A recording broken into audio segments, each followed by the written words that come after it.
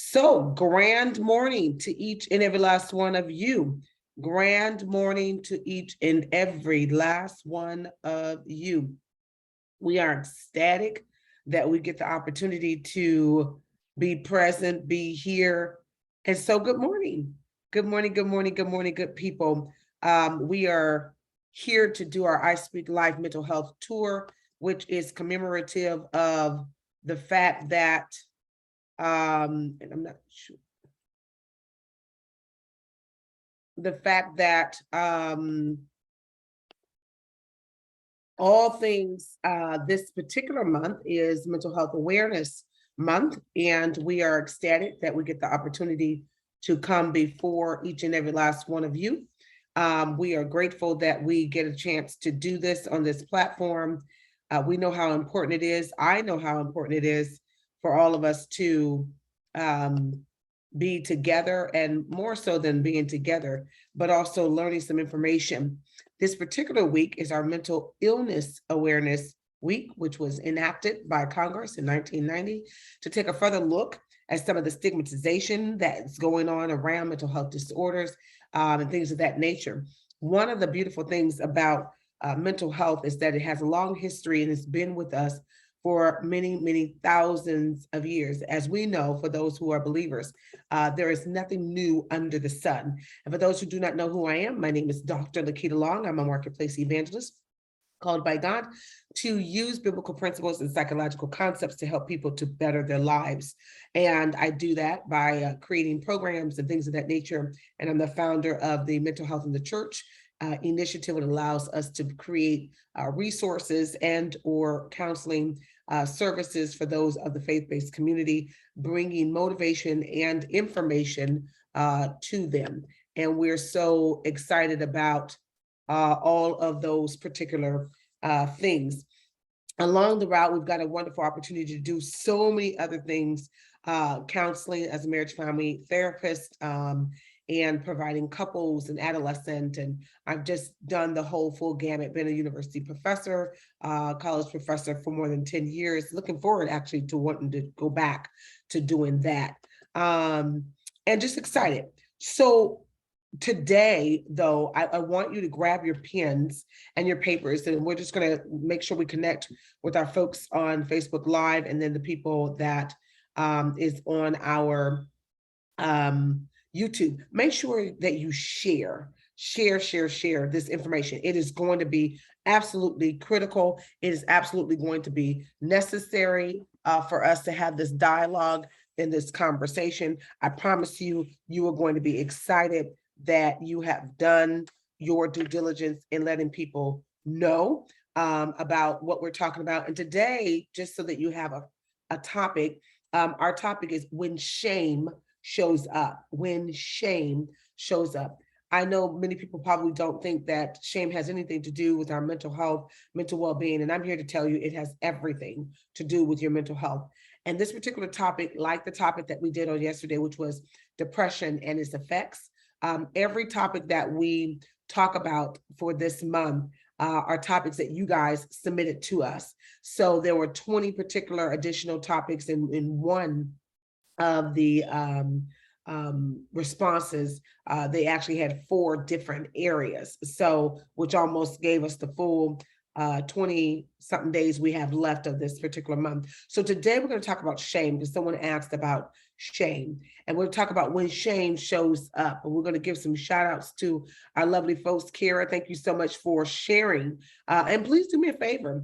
If you've been watching me for any amount of time, I absolutely need for you to share, as well as to let some folks know it's not too early. I promise I won't bore you. You will get inspired. You will be lifted. You will be, burdens will come off. And before the end of it, if I've done my job, you will say, I learned something new, or I gained a new skill or a strategy. That is definitely my design and my desire. For those of you who have asked, we want to let you know, if you want to give to what we are doing, you can do that at our Cash App, which is LDL Group. That is LDL Group, and we'll post that for you guys so that we can continue to keep doing the work. And we're just so grateful for the opportunity to do the work. So for those of you who are on here right now, we see you, we are ecstatic, we thank you, and we give you great shout outs and blessings. We're going to share this, and then we're going to go full-fledged where we need to go. Thank you, guys. It really means so much to me. I'm not kidding about it. It means so much to me. So thank you. Thank you, thank you, thank you. So we're talking about when shame shows up. And we're just submitting this information to a variety of different places, because people do not even know that it is showed up in this particular way. All right. It is showed up in this particular way. Okay. All right, I see you guys. So you guys have shared it. Okay, keep sharing it, because you can share it at least 10 times. They say if you share, people share it at least 10 times, it will be exactly where we need to be. And for those of you who are in the Zoom room with me, blessings to you, and let's rock and roll. All right, so my name is Dr. Lakita Long, super excited about the opportunity to come before you on this day today. We are going to talk about when shame shows up. Now, I want to ask you the question, and the first question coming out of the gate that I need to ask you guys, and this question is looking like this. The question is, when was the last time you were shamed and or felt shame? What was the trigger of it? And do you think that it is currently affecting you now? So there's 3 questions, all right? You know, when was the last time you were shamed? What triggered it? What brought it about? And do you think that you are still affected by that shame today? By that shame today? You would be surprised to know that shame is so very powerful.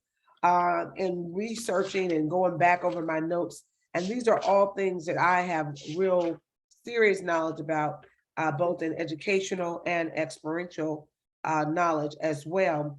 Shame is nothing to play with. It's nothing to play with.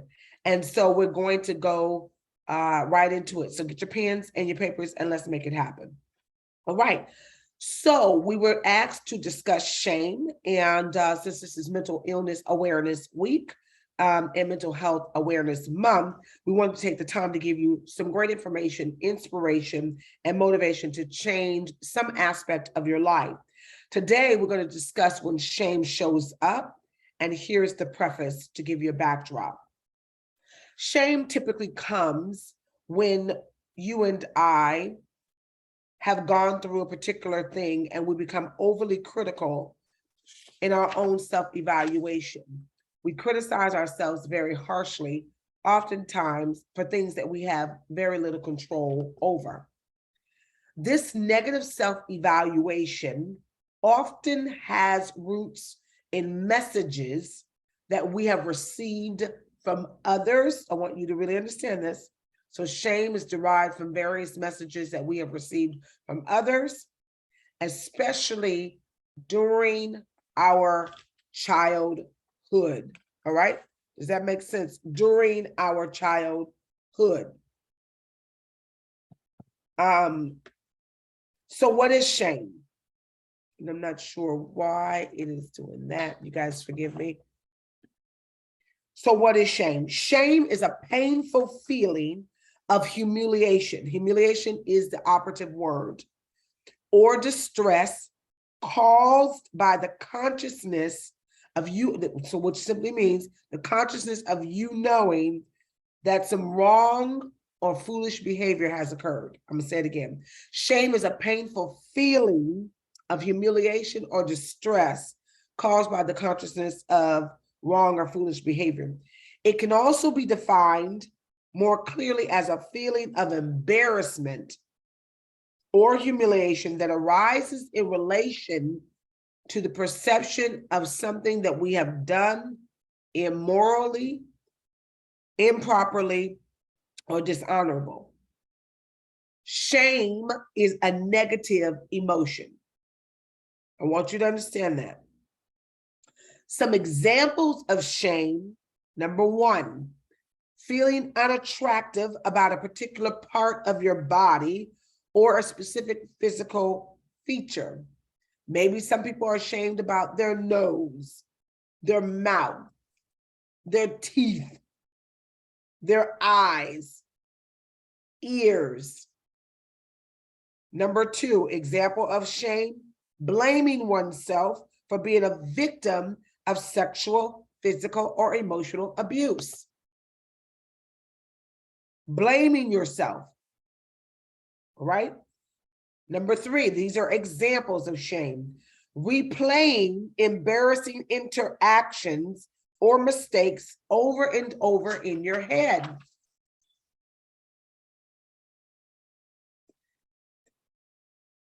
Psychologically speaking, these are some of the signs to say that you have shame in your life, all right? I'm getting ready to go into the signs now. Number 1, feeling sensitive in an area or overly sensitive in an area. Now, this one is tricky. Number 2, feeling unappreciated. And I want you to understand why. Why would being or feeling unappreciated be associated with shame? Typically, you and I give our loyalty, our time and treasure and energy, sometimes, most times for some, to people who are undeserving of it. We don't register it as a shame factor. We register it through feeling unappreciated, that we have given you our time and energy and you have not reciprocated on it. So we might feel unappreciated because really the undercurrent, unconsciously, I'm ashamed that I've given my time and energy to you, to a thing, to an organization. Does that make sense? All right. Number 3, signs that you have shame: uncontrollable blushing, uncontrollable blushing. Number 4, signs that you have shame: feeling used, feeling used. All right. Number 5, signs that you have shame: feeling rejected. And you need to trace when you feel rejected. You need to ask yourself, was this a space of humiliation? Remember, shame is always directly dealing with 2 areas: embarrassment by way of humiliation and feeling the distress because of the behavior of what was brought on of that humiliation. Does that make sense? So, number 5, a sign that you have shame is that when you feel rejected. 6, when you feel like you have little to no impact. Most people who move into passive aggressive types of behavior and interactions are people that feel shamed in some area because they often do not feel like they have any impact. These are people who will strong arm a certain type of situation or whatnot, and they will make themselves available in another type of way, exerting their power and things of that nature. All right. Number 7 of a sign that you have shame: being, I couldn't even read my own writing because it was so early this morning. Being worried about what others think about you. Yeah, so a lot of the interaction that people have with rejection has a lot to do with the worry that they feel about what people will say about them. And all of that is sandwiched in what they have already heard someone say about them, and or the embarrassment that someone has provided them, or the humiliation that they have experienced. Does that make sense? 8, signs that you have shame: the feeling of overwhelming inadequacy, feeling inadequate. Oh, I can't do anything, whether you verbalize it or your actions show that you're inadequate. Does it make sense? All right. Number 9, and I'll stop here for the signs: feeling of regrets, feeling of regrets. There are many different types of shame, and I want to break them down so that you understand the level in which shame goes. Because when shame shows up, it really transforms the way in which we think and how we feel. We are not oftentimes telling the truth about many different things, and therefore we live with all this stuff on the inside of us, and it comes out in a variety of different ways. And all we want to do is just be a light, if we can, to all of this that we are talking about. So one of the types of shame is called transient shame. All right. And transient shame is just like the word transient. It's a fleeting feeling when you make a mistake, perhaps in a social setting. It usually passes very quickly and doesn't create problems for your life. So it comes and it goes. So you got shamed because maybe you thought you were sitting in the chair and you missed the chair by a little bit. So, a transient shame is, oh my God, and you feel, and people are looking and it passes you. Chronic shame, though, is the feeling that is with you all the time and makes you feel as though you are not good enough. This type impairs your functioning and your mental health. So chronic shame is waking up in the morning, looking at yourself in the mirror, and let's say you gain 50 pounds. And so your chronic shame is that now you wear too big of clothes because you're trying to hide what's going on, but you're constantly in your head thinking about, man, I'm so fat. So what does most people do? Most people, when they get in that kind of shameful situation, when it comes to body image, they do what? They grab and they eat or they drink. That was my excuse to have some coffee, right? Yes, Lord. They eat or they drink. And the shame continues through their behavior. So we're describing the various types of shame. We talked about transient shame, which is a fleeting feeling. Now we're talking about chronic shame, which is a feeling that stays with you all the time. Shame in the form of humiliation. Shame in the form of humiliation. Now, I want to share something with you. Humiliation is the most intense form of shame, and it comes at a high price. It comes when we are critically embarrassed about something, and we cannot stop thinking about it. I was shamed a lot. And it was all the plot of the enemy, because we're going to talk about what God says about shame too.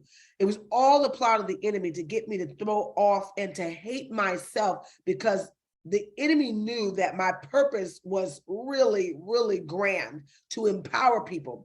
But how can you empower people if you feel so low and so with no impact and regrets and rejected and unappreciated? And so shame and humiliation and embarrassment came early in my life. People made every great effort to embarrass me, to make mention of the things I didn't have. Oh, yeah, she lives over there in that house. Or her family is on drugs. The embarrassment of living in a house that had roaches and having to shake out my clothes before going to school. And then the embarrassment of being in an all-white, middle school, junior high school, and a roach come out of my jacket and someone sees it, right? That's the criticalness of it. And a friend of mine, this is a really true story, and I'll just share this with you.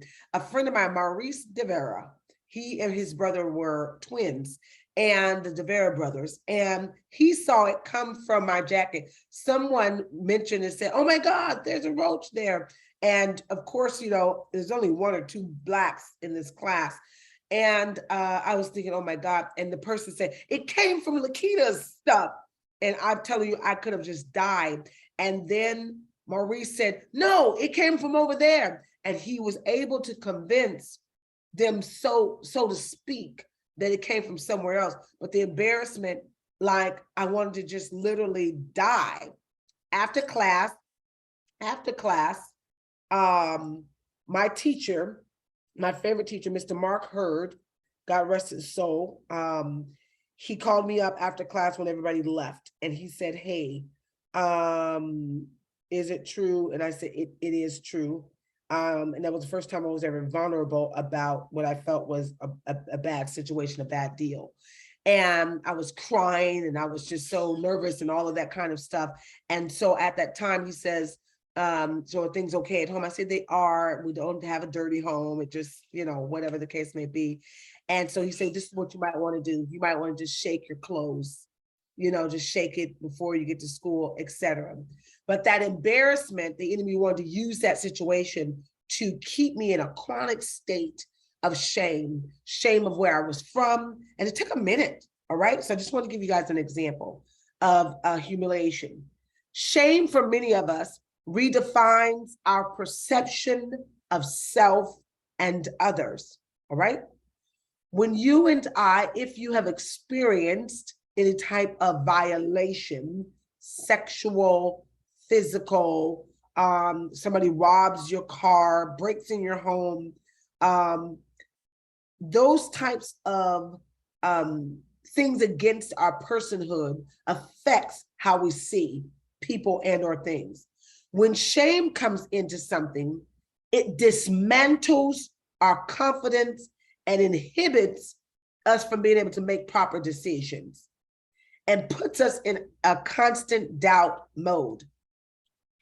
So shame dismantles our confidence, inhibits proper decision-making, and puts us in a constant doubt mode. Shame tells us that there's nothing good about ourselves or coming from our lives. So if you have having this conversation with yourself, nothing good is happening for me.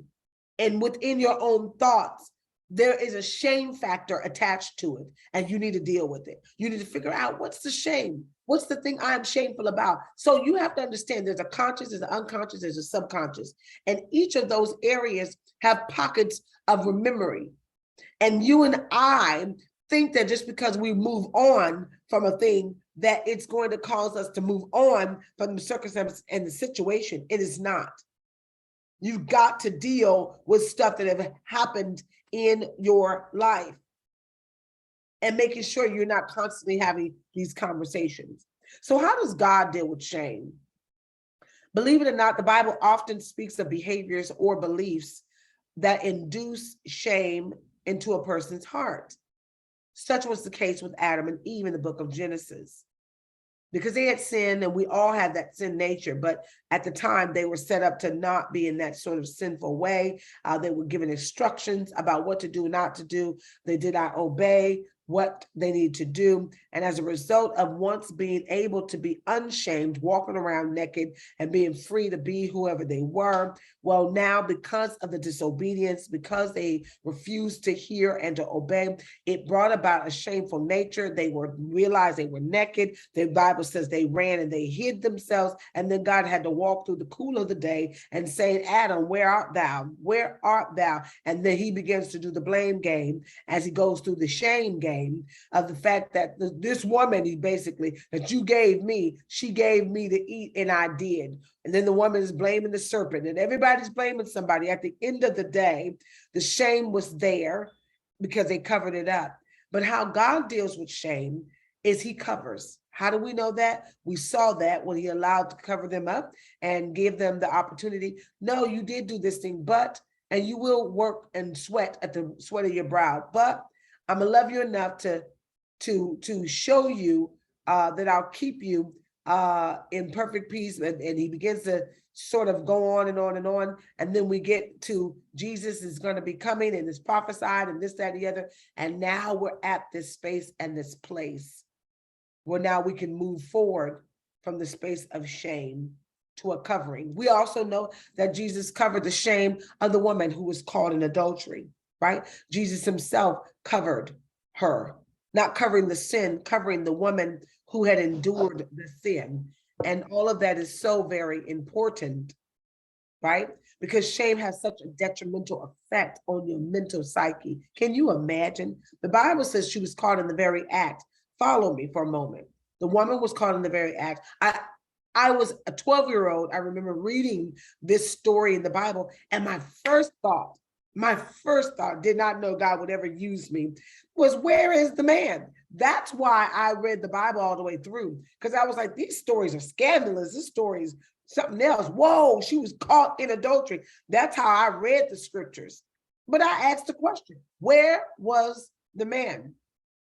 And it came to me that, well, why would the men bring out the man when the man represents someone of them?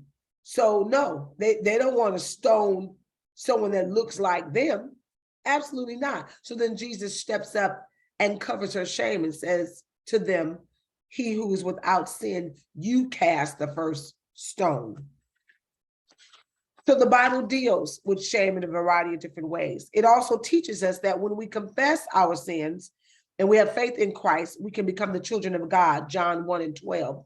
I have found in counseling thousands of people, most people's deliberate space of mental instability has a lot to do with what was spoken to them, how they have entreated it in their head, and the shame or the guilt behind it. Believe it or not, there are some people who have been raped and they are shamed because they were raped. And for some people, they never tell anybody that they were raped. But this is why I believe that the Word of God, the Bible, the biblical principles is so powerful. It helps to eradicate the very essence of what life has brought in that was designed to tear us down, and it rebuilds us up, both mind, body, soul, and spirit, in all of those areas, so that shame does not have a deposit inside of us and changes our nature. Most people remain in a shameful space because they have not gotten healed over the act that was committed and the fruit that that act produced. You and I have got to get healed over the act and the fruit. So some people shamed that they had a baby when they was 12 or 13. And as a result, their unhealed self harmed the baby. It didn't entreat the baby, it didn't maybe hug the baby enough, or it did the opposite. It embraced it, but shame unhealed creates destruction. It creates a space of lack of creativity and producing. What shame also produces is silent behaviors that are used to inhibit the way you move and you think. And with the last few moments that I have, I want to share this, that since this is the I Speak Life mental health tour, I want you to declare, yes, I did that. I did that thing. Yes, I had sex with my boyfriend. Yes, I did. I really, really did. I did that thing. But by God's grace, I am not bound to that which I've done. I'm not bound to it. I did it, but just because I did that doesn't mean I'm a whore. And some people have not equated the difference. So you must speak life over every area. And you have to say to yourself, I speak life over my will and my intellect. I speak life over my past decisions and mishaps. I speak life over the foolishness of my past decisions. I speak life over where I've been mentally, emotionally, and physically. I speak the power of God to lift me up where the spirit of shame and guilt has dragged me down, because I'm more than a conqueror. Shame is not going to be my handicap. And let me share something with you. When shame shows up, you've got to say to shame, oh no, honey, not today. Not that type of party. That's not even how we are even operating on today. Does that make sense? So I hope that today you were able to get something about when shame shows up. I pray that you were able to understand it. Let's get some more. Thank you guys for sharing. If we could share at least 20 times, that would be awesome. And let's just really look at how we are walking in shame.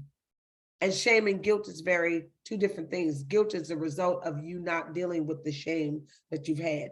Guilt is the intensive feeling that's underlaying that now you probably are projecting to other people, right? So let's say I'm guilty about the shame for act that I committed, but now I move in such a way that maybe is really closed off. So maybe I'm an extrovert, but now guilt has got my mouth closed. So I'm not talking as much. Or guilt has got me overeating. Or guilt has got me, does it make sense? And guilt is not, it's a feeling, but guilt is more so of a mindset. It's what you are thinking about. And everything in our lives is about the thinking, you guys. It's about the thinking. And we are thrown off because of poor thinking. So today I encourage us that you will not embrace the shame, but that you will deal with it. Deal with the shame that comes in your life. Be healed from it. Know that God can cover you, God can help you. And everybody makes mistakes. I just wouldn't let people pin me to a cross that they can't bring me down. So I'm not letting you pin me to a cross. If I make a mistake, I do, whether it was consciously, knowingly, or not. I'm made in the image of God, and everything about me, because I am flesh, and at times I may walk in my flesh. So I will submit that to God and not let anyone disturb my power to recover. If you can recover, then you can win. If you cannot recover, you will always feel defeated. And people who will feel defeated will always move in the spirit of shame. So God bless you guys. Love you guys so much. I pray that it was really, really blessed time for you guys. Tomorrow, do not miss. Tomorrow, we're dealing with some other stuff, okay? That is going to really, really help you guys to understand the power of speaking life. Love you guys. It's been my joy, and I'm Dr. Lakita. Have a really blessed day. Bye-bye.